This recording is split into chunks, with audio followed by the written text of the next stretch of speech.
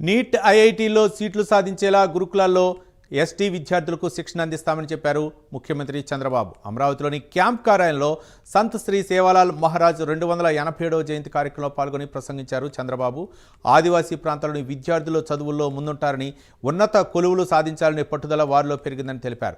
సంత్ శ్రీ సేవాలాల్ మహారాజ్ స్ఫూర్తితో గిరిజనుల అభివృద్ధికి కూటమి ప్రభుత్వం పనిచేస్తుందని స్పష్టం చేశారు.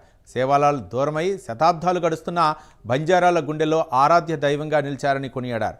మహిళా సమానత్వం గురించి మనం ఇప్పుడు మాట్లాడుకుంటున్నామని, ఆనాడే స్త్రీ సమానత్వ ఆవశ్యకతను సేవాలాల్ చెప్పారని చంద్రబాబు చెప్పారు. ఇక సంత్ శ్రీ సేవాలాల్ లాంటి మహనీయుని నిత్యం తలుచుకుని సమాజ హితం కోసం ప్రతి ఒక్కరూ పనిచేయాలని సీఎం చంద్రబాబు నాయుడు పిలుపునిచ్చారు. బంజారాల దైవం సంత్ శ్రీ సేవాలాల్ మహారాజ్ జయంతి ఉత్సవాలు జరుపుకుంటున్నాం. 287వ జయంతి.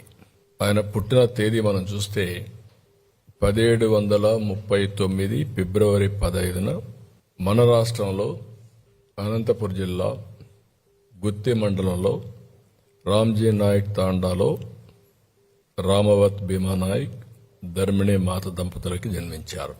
ఇది ఒక చరిత్ర. కానీ ఆయన చేసిన పని ఒక ఆరాధ్య దైవంగా అందరి గుండెల్లో మిగిలిపోయే పరిస్థితికి వచ్చారు. ఒక బంజారాల్లోనే కాకుండా అందరిలో ఒక చైతన్యాన్ని తీసుకొచ్చారు.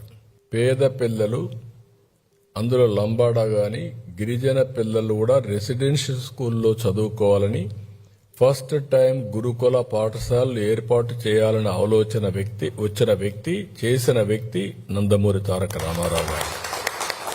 తప్పకుండా ఈ తాండాలన్నీ కూడా లంబాడాస్ ఎక్కడుంటే అక్కడంతా కూడా ప్రత్యేకమైన పంచాయతీలు ఇవ్వాలని ఆ పంచాయతీలు కూడా ఇచ్చాం. సెపరేట్ పంచాయతీలు ఇచ్చాం.